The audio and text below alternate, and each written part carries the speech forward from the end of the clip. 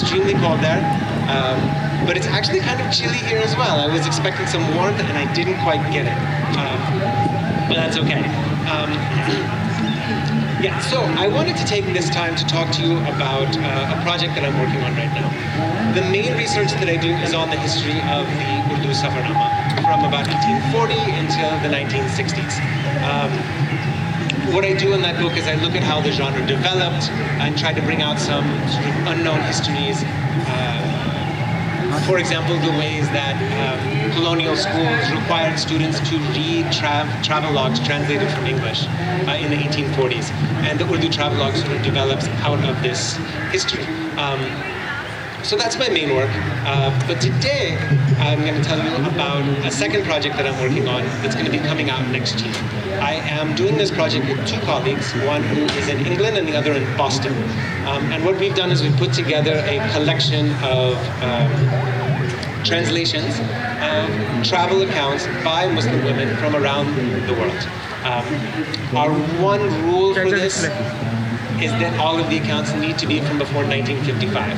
After 1955, of course, many people start, it becomes much more common, but for the period before this, travel writing is much less known.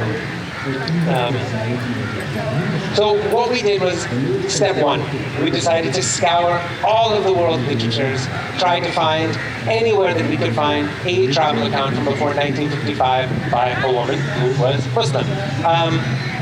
It was harder than we expected. I focused on Urdu and Punjabi and Persian to some extent, but we had scholars from all different literary traditions looking for these accounts for us. So I'd like to ask you, what languages do you think we were able to find travel accounts by Muslim women in from before 1955? Not Urdu? Persian? Turkish? Punjabi maybe? Which one? French? Arabic? Any more? Chinese? You know, we should have checked, but we didn't. The book is going to come out and we're going to be totally ashamed when I find out that's the biggest tradition of all. So yeah, most of these answers are correct. However, you've named all of the languages in which travel writing is sort of least represented. Surprisingly, perhaps, Arabic does not have much of a tradition at all. We were able to find about 3 accounts. Turkish, much more represented. We found 8 or 9. Persian, doing even better. We found, I think, 10. Other languages that had fewer examples, definitely French, definitely English. You guys skipped that one. Bahasa Indonesia, or Malay. We found a couple there. Uzbek, there was 1. So in total, there were 12 languages. In Punjabi, I've managed to find 1. It's going to be a pretty small book, right? But no, because Urdu, far and away, more than any other language, is incredibly filled with women's travel writing. So far for this period, I found, I think the count is now up to 60 versus 10 in Persian. And some of those Persian ones are from South Asia as well. Like Jahanara has a couple of very short travel accounts that she wrote. Yeah, so what we did once we found these was we read them. In the case of Urdu, I read them, took excerpts, translated it, wrote an introduction, and so that's what we're going to be publishing. So what I thought I might talk to you about today is, I'm happy to tell you a little bit about the history of women's travel writing in Urdu. I could also tell you sort of what it is that they talked about, if it's possible to generalize about something like that, what were their observations about the world, and then of course I'd also like to share at least one of the travelers with you. Should I go on talking, or do you want to ask more questions? So let's sort of, I think we'll make it a bit interactive. I'll just ask a couple of questions and then I think we can move on from questions. Well, one of the first things that I really, it actually comes up is that why is it that Urdu actually has the largest number?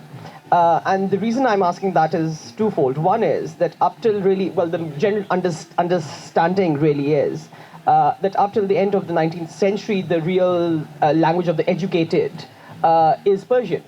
So you would have expected that in India they'd be writing in Persian, but they aren't, obviously. Is there a reason that travel writing itself is actually not being written in Persian? Because a lot of princely states that I have worked on continued writing in Persian till 1947-48. And a lot of sort of learned families, I can think of Motilal Nehru, who was fluent in Persian, actually wrote in Persian. Jawaharlal Nehru himself knew actually Persian. So you have a lot of Hindu families who we now would not associate with the Persian tradition, being very comfortable and actually fluent in it, and being at home with it. So why is it that Urdu has such a high number? Is there a specific reason? How does that relate to the development of Urdu? And how does this tie into, perhaps if I can add another dimension, the British promotion of Urdu in India? That's a big question that has a lot of different answers.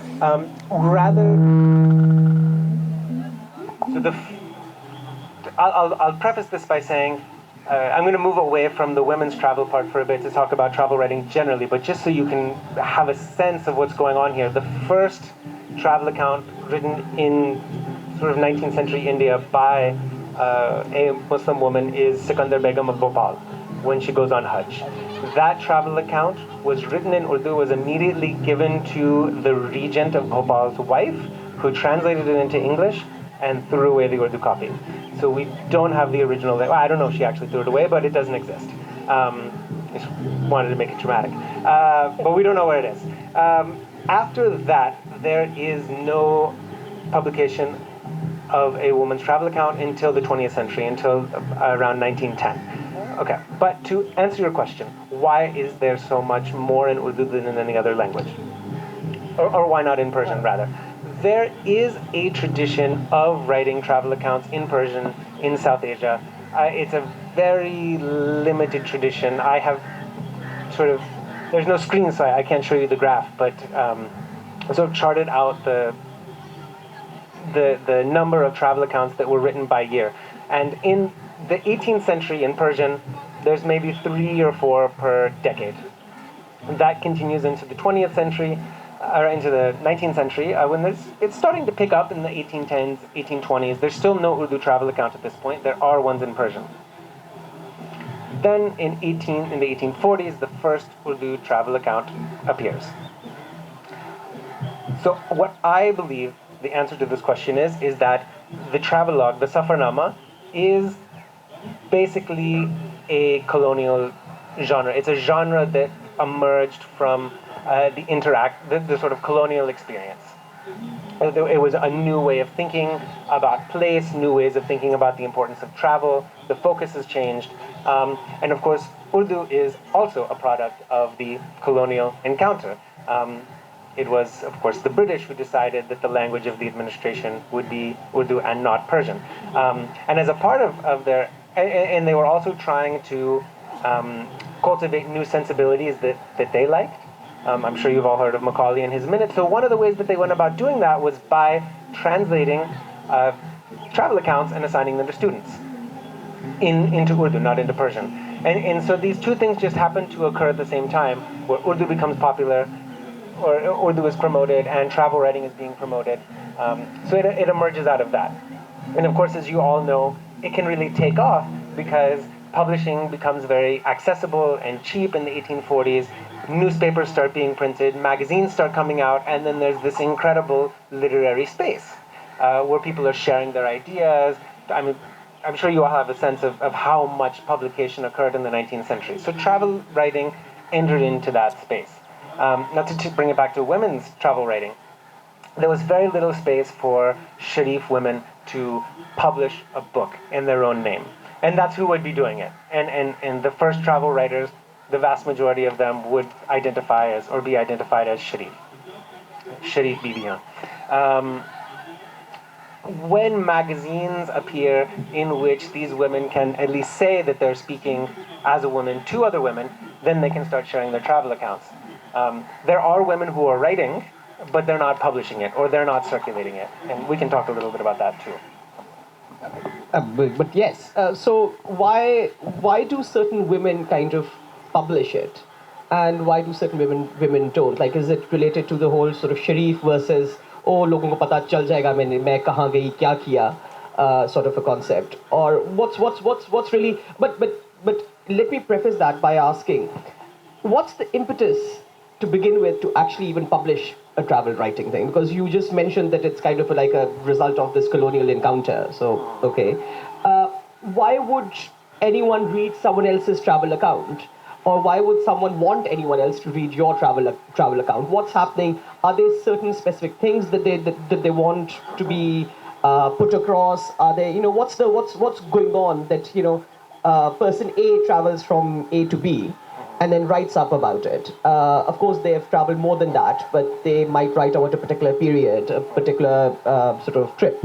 And what's their audience? What are they hoping for to get? What kind of an audience was? And the reason I'm asking that is that after the printing press kind of comes to India, they print a lot, and most of the time I actually wonder who's reading them, because the literacy rate is 7%. So are they being read aloud to other people? Are they used as bedtime stories? Who's reading them? Sure. Okay. Lots of questions. maybe I'll work backwards. Who is reading them? I wish that there was a way for me to find out, but definitely they were being read aloud. A lot of these accounts were mind-numbingly boring, but a lot of them were really, really fun. Like, it's a great project to work on. I can sit there, I can laugh. They come in, so I mentioned that travel writing was first introduced through this colonial syllabus for children, but people took it up very quickly. They decided, we want to write travelogues, we want to do it in our own way. So people were doing it in prose, they were doing it in poetry. If your trip was really painful, they might write in the musaddas form to make it sound kind of like a marsiya. They can lament all the bad things that happened to them. And it's something like that. The marsiya form is designed to be recited. It's designed to be felt. So travel writers would take those things and they could be read aloud. I don't know who was listening. What I can tell you is that books were published, republished. They were being printed regularly in magazines and newspapers. I think there's a sense of community going on. You find out what other people are doing. In the case of women who are publishing in magazines, they're often prefacing their works by addressing them to their sisters, Meri Tehzeebi Behne, or something like that, if they're publishing in Tehzeebun Niswan. Things like that. Why did they write? Again, there's the reasons that people say and the reasons that they actually did it. 90% of the time they will say कि मेरा कोई लिखने का इरादा नहीं था, मैं कोई ख़ास नहीं हूँ, लेकिन मेरे दोस्तों ने इतना ज़िद किया कि मैं मजबूर हो गया. Obviously that's not true. Obviously they were taking notes the whole time and they wanted to do this, but they have to say it. So it's hard to know why exactly they did it. Some people might have wanted the fame. Traveling was a very special thing, getting to see new places. I think that people were coming into contact with new places and they were trying to cultivate a relationship with these places. What did it mean? And I'm going all over the place here, but I get really excited about this. But by 1900, imagine, by 1900, you could read in Urdu about Connecticut, about Kamchatka, about the Congo. You could cover the entire world. In 1905, the Maharaja of Kapurthala is publishing in Hindi, Urdu, and English about Argentina, about Cuba. The whole world was available in these travel accounts. So it was a source of information. It was an opportunity to get a sense of what the world was like, not in terms of colonial textbooks, but in terms of what your neighbor experienced. So it's fun and exciting, and also you can sound really cool. I think that's what people do with Instagram now. So it was the 19th century Instagram. But it was kind of interesting, like when you were mentioning, कि मेरी दोस्तों ने बड़ी जिद की और फिर मैंने ये account लिखा. मतलब it just reminded me of this very interesting incident, which again I read, kind of related to travel writing. In the 1960s, of a family going from Pakistan to the UK. So the first time they get invited to a white family's house but the invited, they go and visit their neighbors. So hello, hi, karte hain, kya haal chal hai, blah blah, and they say, oh, would you like to stay for supper? And in a very typical Desi manner, they'd say, nahi nahi, supper ki to zarurat nahi hai. And of course, the Brits are Brits, so they're like, okay, fine, and they come back, and this person is writing to their cousin and saying, kitne badtameez log hai, they didn't even give us khana. But it was very interesting with them, and again, it's a very typical academic thing also, I'm sure you have all been there with like speakers saying, I will only speak for 5 minutes, and then they speak for 35. But perhaps that's kind of a mental thing. कि नहीं लिखना नहीं है, but 280 pages later, I'll kind of get back to it. But let me ask. Actually, can I forgot the main thing that I wanted to say for your previous question. If you don't mind. Sure. So one, at least my sense is that one of the main things compelling people to write in the 19th and early 20th century was this sense that you could better yourself by travel or by reading somebody else's travel. And so there are constant sort of exhortations to travel, to see the world, or at least think about the world through these travel accounts and see how you can make yourself better. So I'm going to give you, just to give you an example and let you actually hear a traveler. I'm going to read some very judgmental words from somebody whose goal was to go into the world, see how different women were living, and decide what was the best way to live. So this traveler is named Begum Sarbulanjang. She was the wife of the Prime Minister of Hyderabad. Her family she was a very close relative through marriage of Sir Syed Ahmad Khan and the whole Aligarh movement. So she writes, and again this is very judgmental, Hindustan और गैर मुमालिक का गहरी नज़र से मुतालिया करने के बाद मैं इस नतीजे पर पहुंची हूं कि सबसे बेहतर औरतों की ज़िंदगी वही ज़िंदगी है जो कुरून उला की मुसलमान बीवियों की ज़िंदगी थी। कुरून उला की मुसलमान बीवियां ना तो घरों में बंद रहकर पान चबाने और बेज़रूरत बातों में वक्त गुजारने की आदी थीं और मगरबी औरतों की तरह मर्दों के लिए सामान्य तफरी नहीं थीं. So she's very, and then she goes on to say, read my book, look at all the things that I've told you about the women that I saw in Europe and Damascus and Turkey, and decide for yourself, how should you live? How are they living? Is there such a thing as one Islamic way of living? So she really takes it as a lesson, that every travel is a lesson, and this is super common across all sort of travel accounts. What can you take away? Good. I hope you also realize that Daniel has killed one of the questions that he was hoping that someone will ask by reading Urdu. तो इनको उर्दू आती है और पढ़नी भी आती है, बोलनी भी आती है. हाँ, तो ये एक सवाल अब खत्म हुआ. अच्छा, but before we go back, I think it'll be useful that we kind of perhaps pick an account and then talk about that. But I want to sort of again, my last sort of general question in that sense. How much do you think that this travel writing is kind of an empire project? They are part of this British Empire, and the empire wants to stretch all over the world, and they're again actually traveling all over the world. How much do you think it actually ties into that, and then in itself becomes an imperial project?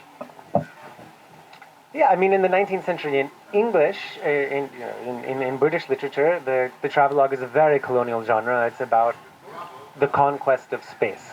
I do think that is at play in travel writing from South Asia generally, particularly travel writing by people who were involved in the nationalist movement. They really wanted to create India. I think that happens in Pakistan as well. After the creation of Pakistan, a new sort of travelogue emerges to describe this country and sort of bring it together. So travel writing is, I don't know if you want to call it an empire project or nationalism, but travelogue is constantly in dialogue with the discourses of its day. So when Begum Sarbulanjang is traveling to Turkey, she is, this is the time of the Khilafat movement, or when it's getting started, World War I's about to begin. And she is very sort of fascinated with the idea that Muslims are a brotherhood. These are her sisters, and she definitely has connections with them. She finds out that's not really true because she can't get along with them, she can't talk to them, and she's shocked at that.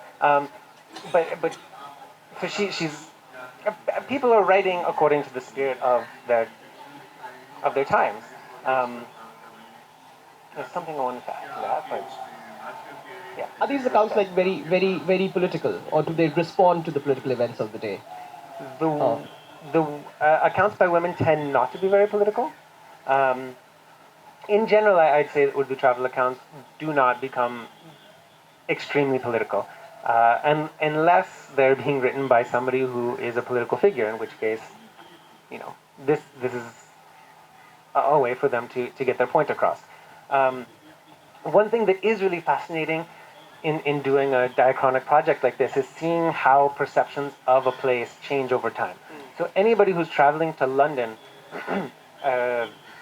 in 1880, they love it. It's beautiful. It's heaven. It's got all these amazing things. People can't stop praising it. 1920, it's suddenly the worst place on earth. There's nothing good to be said about it. The whole city is built with the blood of Indians. And of course, this is because the anti-colonial movement is now strong and nobody wants to say that London's really awesome. I don't think that anything had really changed all that much, but people's perceptions definitely have. Okay, can we now perhaps, I think it'd be interesting to perhaps pick a travel writer and then maybe just talk about her and what kind of things interested her, because I think it might be good to have a specific example of it. Sure, great. How much time do we have? Half an hour. Oh, okay. Great. I'll talk at great length. We've got pages and pages of stuff here. I don't have it. I don't know if I can do it off the top of my head. Okay, so as I sort of already prompted you, I picked one travel account that I thought I would talk about in a little bit of detail, and I decided that would be Begum Sarbulanjung. So I'm going to get my papers in order.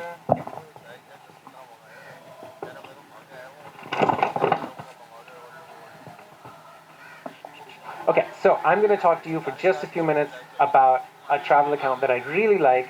That's unfortunately very hard to find now, but it will be available in my coming book, a selection of it, called Dunya Aurat Ki Nazar Mein, Mashriq o Maghrib Ka Ek Safarnama. This was written by an elite Hyderabadi woman, Begum Sarbulanjung, whose name I could not figure out for the longest time. Of course, Sarbulanjung is her husband's title. His real name was Hamid Yarjung. So she was this elite Sharif woman that had really close ties who came from a family with close ties to the Nizams in Hyderabad and also to the Aligarh movement. Her book, and I think this is very indicative of this early period of women's travel writing generally. She travels in 1910. She keeps a private diary. That diary is shown to her family, but it is not circulated, it's not ever published anywhere. 25 years later, and I do not think this is a coincidence, her husband dies in 1936. She publishes her book in 1937. So there's something, and I don't really know, I haven't thought about that much, maybe you'll have a better sense of what it was about her husband's dying that would allow her to make her comfortable publishing it. I am quite confident that nobody stopped her, but there was something about this change in her life that made it seem like now was the time to publish it. And she sort of publishes this thing exactly as she had written it without any changes, or it seems that way, and that's what she claims. The account is a very fascinating, sort of up-close look at how she interacts with her husband throughout this trip, and also how she interacts with the women that she meets. As I told you, that's the thing that she wants to talk about. She seems like she was a really cool woman. Before she left Hyderabad, she hired an Egyptian to train her in Arabic. Now, of course, lots of people knew Arabic. Her husband knew Arabic. But what kind of Arabic did he know? Quran style Arabic. If you know that style of Arabic and you've ever tried to travel somewhere and use it to order a Pepsi, it doesn't work. And so she did not hire somebody to teach her formal classical Arabic that we would now call Fusha. Instead, she got somebody to teach her Amiya, a women's version of Amiya, or Ambol Chal. So, plenty of South Asian men went to Egypt, to the Middle East, and thought they were going to interact. They had a very difficult time. She actually tried to train herself to make these interactions possible. How do you think it went? Maybe good, maybe bad. We'll find out. So, a few more notes about her. She observed parda when she was in India. One of the things she writes a lot about is what kind of parda is appropriate for a given moment, what kind of parda should you wear in the ship, what kind should you wear in Damascus, what is appropriate in England when you're meeting the Queen, these sorts of things. Lots of reflections on that. She has a very strong interest in women's reform. She's active in reformist circles, although she never takes the spotlight. I did eventually find out her name. It was Akhtarun Nisa, but this is not published anywhere.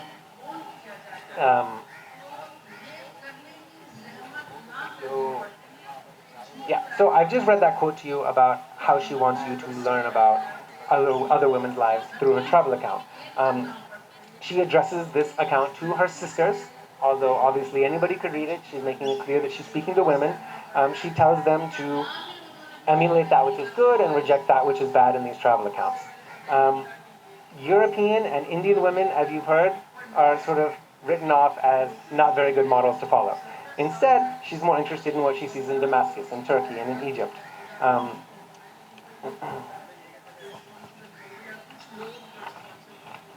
She gets a very different interaction than men would. Now, her husband actually published a travelogue about this trip as well. Boring as a rock. Totally terrible. He wrote it he won in English and one in Urdu. He published it right away. Nobody will ever read it except for me. She's completely different. She's having all these different interactions. She's going off on her own. She's going into zananas. She's going into hammams, trying to speak Arabic and French when she can. And she hasn't mixed success. So I'm going to give you a few interesting stories from her text. The first one comes from Istanbul.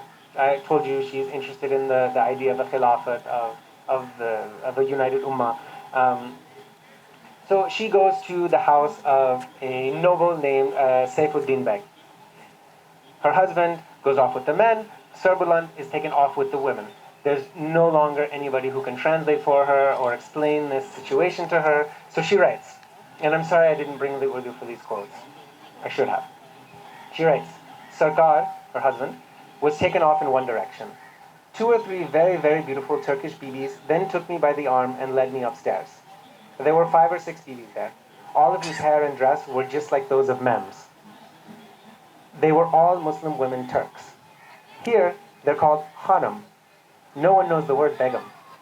I asked the Hanums their names, and they asked me mine. Because I am in fact a Hanum too, I told them my name was Akhtar Hamid Sultan Hanum. Their ears perked up at this. All the conversation was conducted partly through gestures and partly through one bibi who knew some Arabic. The rest just stared. They only knew Turkish. After an hour like this, we called for a translator. They called for a mem who knew both English and Turkish. The moment she arrived, she said, "I'm so happy to have been called in your honor." Now, it turns out that mem did not know Turkish, but she was fluent in Arabic.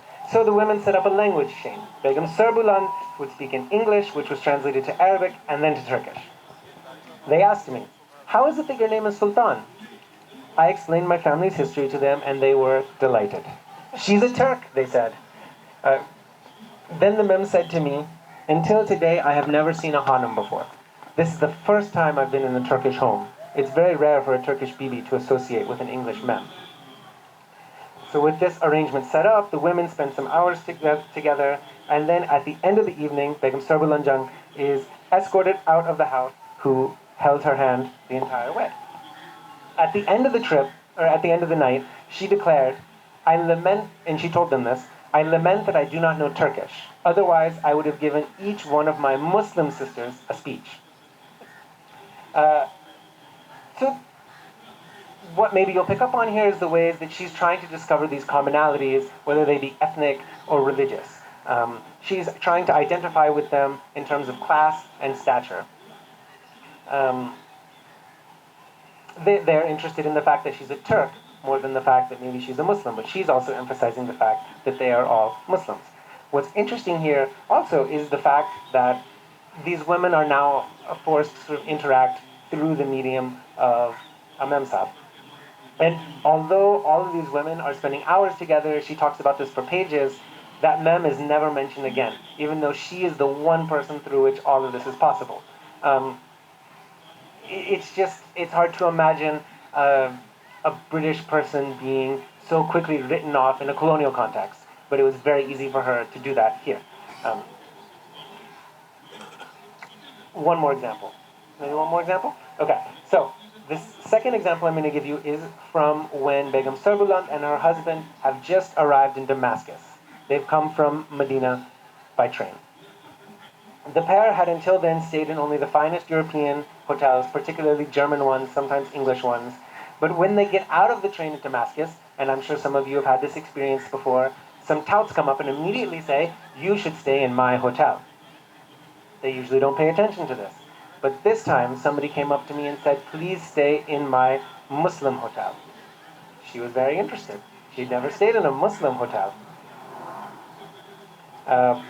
She's very excited because the name of the hotel is Funduk Madina Munawwara.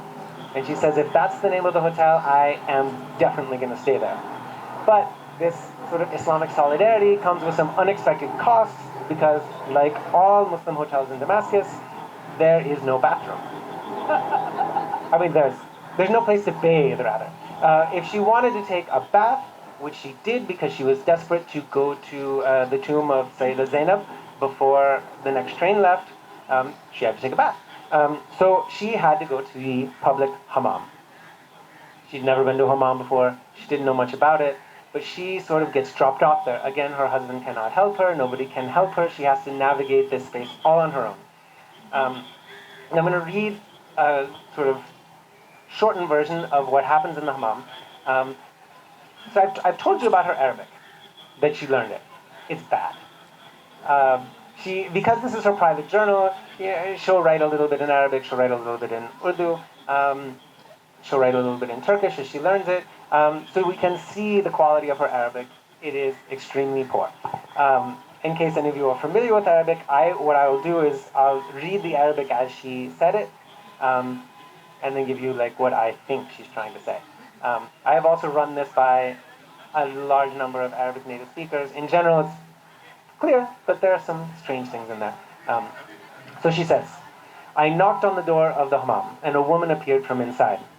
When she saw me, she said, Marhaba, tafaddal, tafaddal, come in, come in.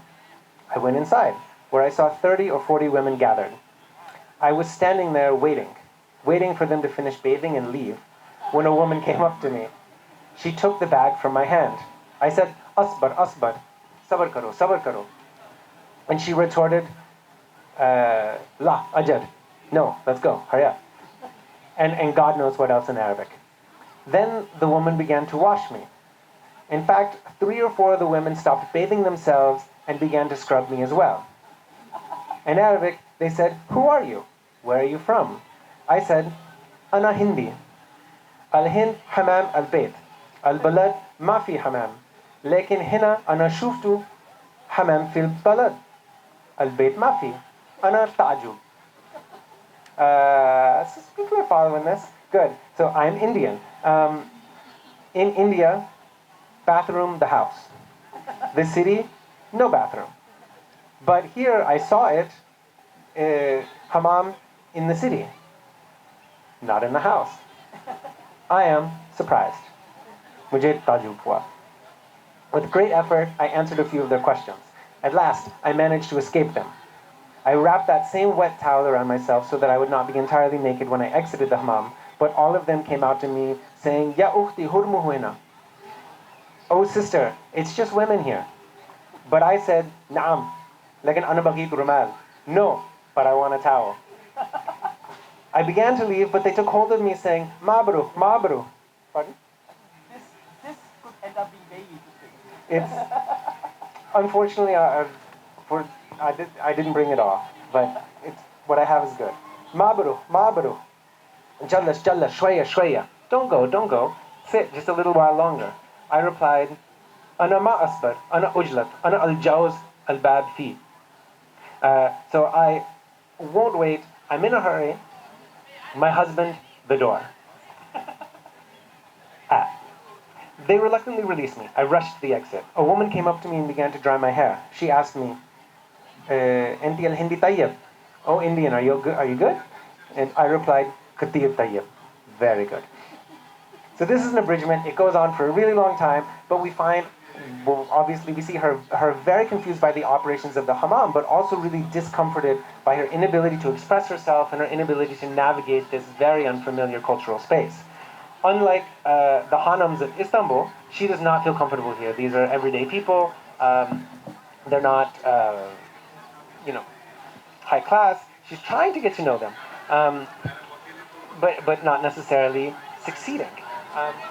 Now I want to contrast this, and I should stop talking, but I want to contrast this interaction really quickly, this attempt to create a sort of bond or sisterhood with these women, by the way that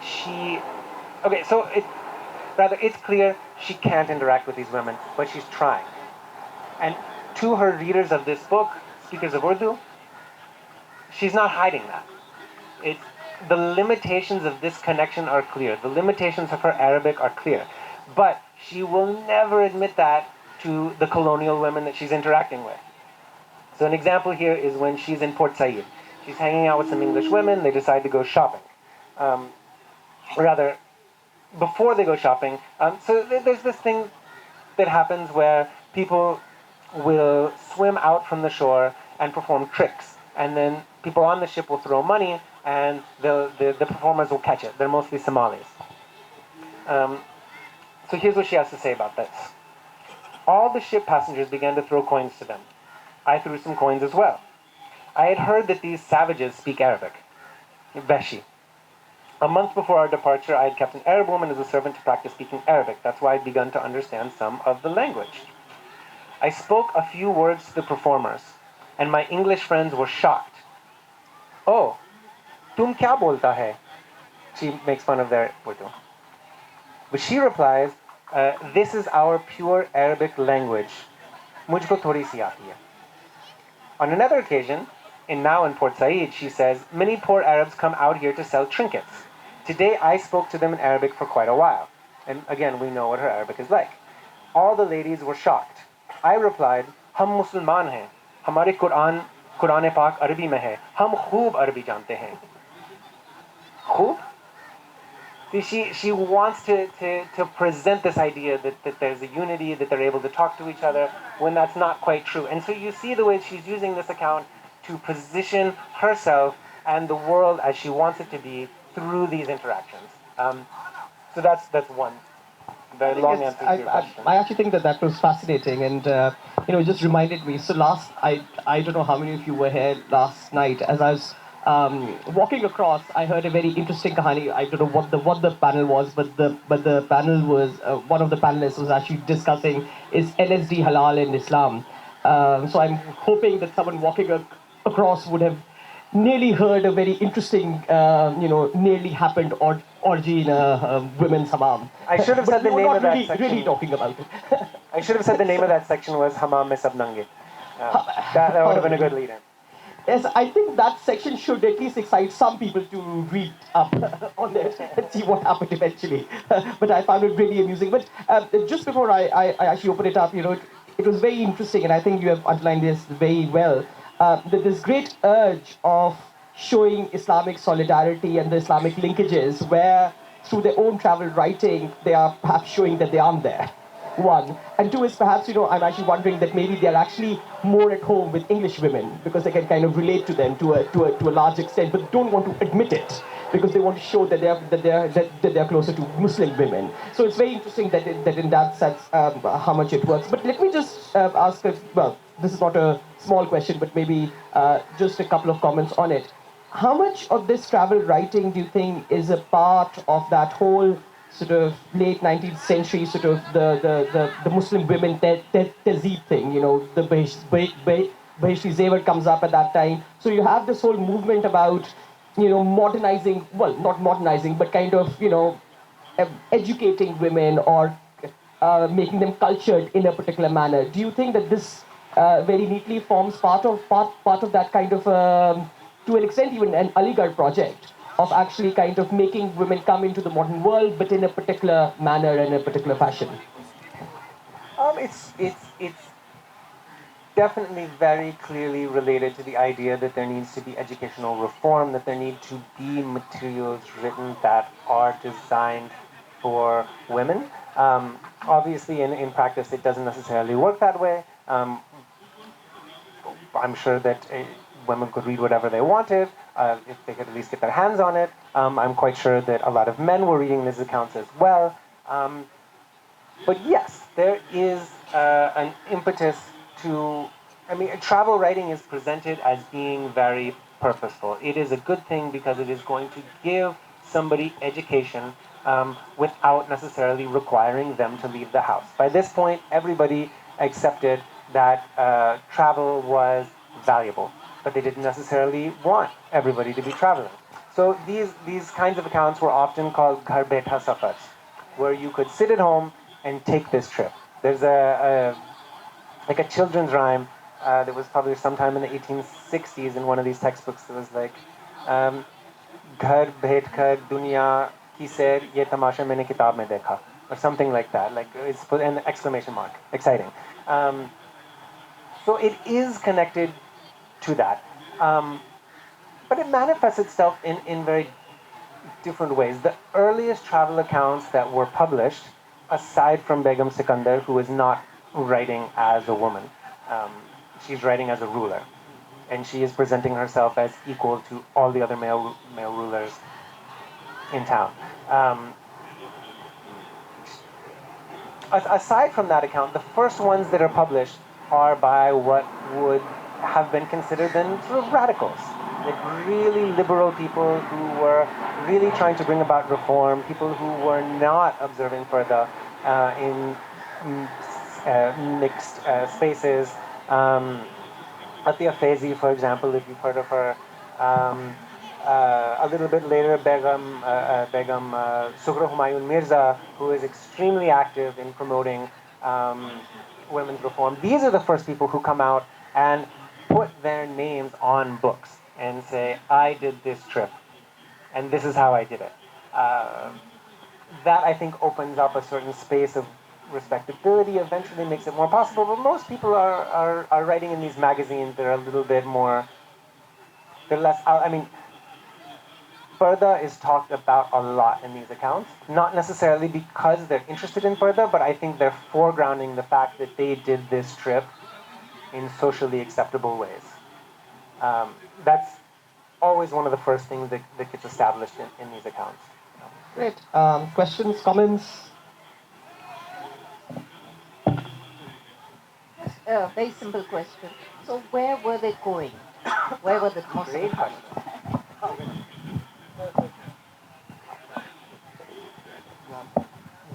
They, in the case of men, as I told you, Congo, Connecticut, Kamchatka, they're going everywhere.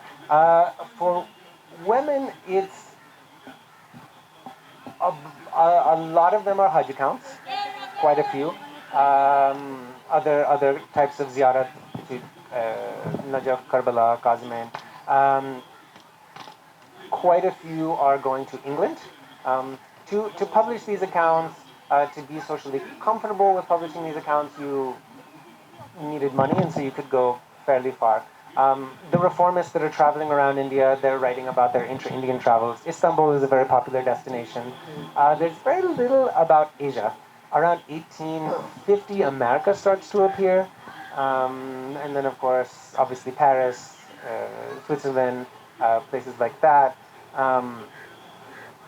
So there's a mix, but religious, Hajj accounts or to Egypt and the Middle East are very common. And I do actually want to mention here what I think is the most fascinating account of all. I found one copy of it. It's a poem in Punjabi by a woman who was completely from the village. She writes in this extremely beautiful, simple Punjabi that sort of speaks all these through through the land, through farms. Everything that's beautiful. There's nothing in her account that's khubsurat. It's all makhan vargi.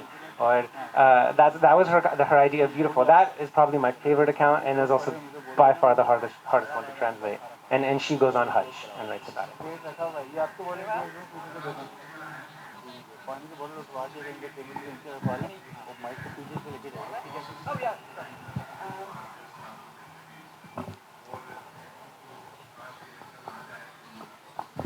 Yeah, thanks for this fascinating talk.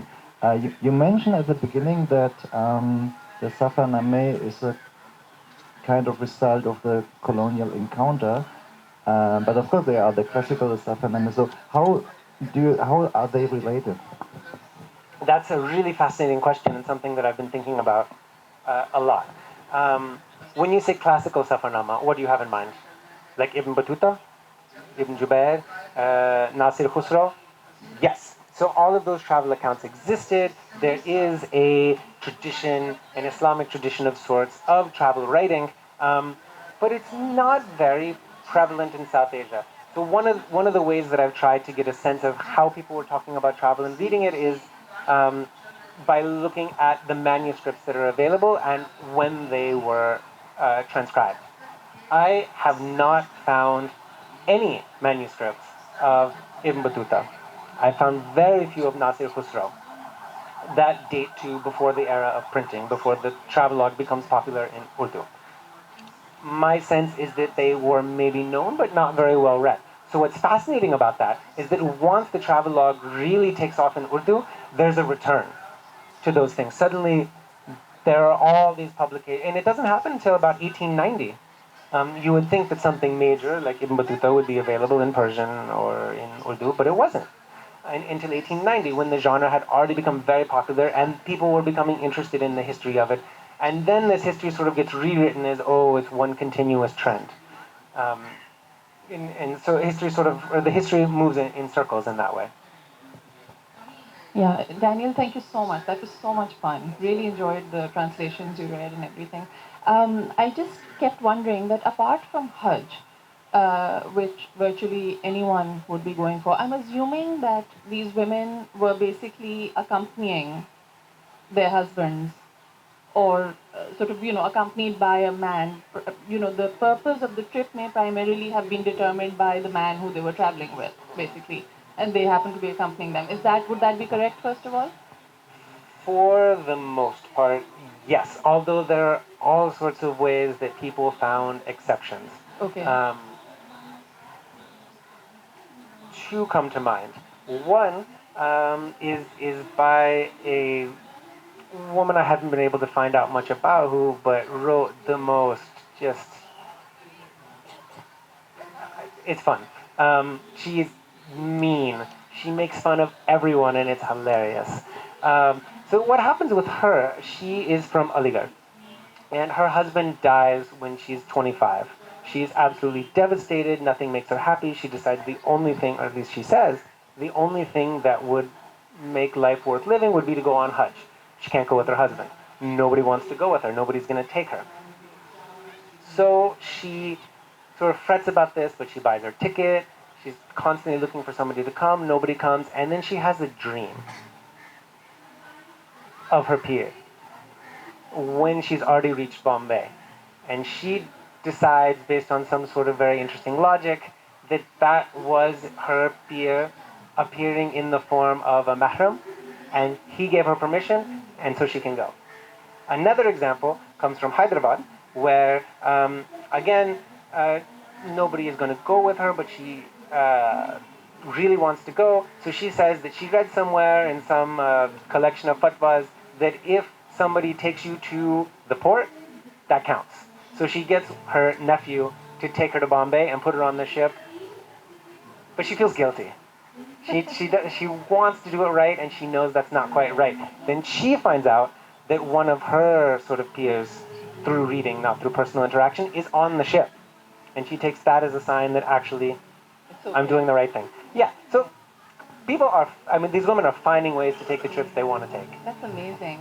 So the women who were accompanying men, I'm assuming that one of the reasons why the traveling would be happening would be for business reasons, because there's a within South Asia, you were talking about empire writing, and in Turkey, etc., that may make more sense. But in South Asia, there wasn't a sort of global empire project happening. So, but there was a lot of trade, right? So I'm wondering, the majority of these trips, what were they made in aid of, in which these women were also traveling? Because that would presumably determine their experiences and the exposure that they got over there. That's actually my main question. Oh, okay. So I got really excited about the first half of your question and ran with it. I like telling these stories. A lot of it is not business. Sometimes it's political work, or maybe an effort to make connections, or they've gotten an invitation to a coronation. A lot of the men who are taking their women along, and their their wives are actually writing about it, they're typically in fairly high positions. So a lot of it is not, it's not really business trips. They tend to be more political things. One other thing could be children's education. Begum Habibullah goes to England to visit her children who are studying there. And that's, I think, the main purpose of the trip, just to see her kids who can't come back. And then a lot of it is also, of course, religious. Some of it is just plain tourism. One last question. And I just wanted to add to it that at some level, actually, and this is from the men's side, that they do, well, this is not from men's travel writings, but from letters, that a lot of princely men actually leave India mainly to actually look down upon the others and say, oh, we are much better than you. And they get very, very, very shocked. I'll give you one example that for a long time, the Nizam of Hyderabad had this high view of the Caliph and everything. And once he actually goes and meets all of them and gets to know them, he just thinks, oh, actually, he's worse than I am. So therefore, he actually, gets married, like sort of has his kids married into the family. But that's mainly before the kids get married. The idea was, oh, this Caliph is this big thing, and the Khalifa of Islam, blah blah. And once he meets him, it's like, actually, he's not better than even I am. So they have this kind of a very imperial view of themselves, and a lot of the times travel actually confirms that. I think my question is just a follow-up of the lady's question. Now, when you see these ladies, the culture we have, Muslim men generally do not travel with their wives, and did not travel at that time at least, and because of whatever reasons. Now, what I want to ask you is, I assume that these ladies must be very powerful, overwhelming women, probably suppressing their husbands a lot, because otherwise they wouldn't be able to go along with them. So, did you find in any of those writings, did you get this feeling that they were powerful, overwhelming women and controlling women? Because, why I say so, because my own grandmother used to talk about it.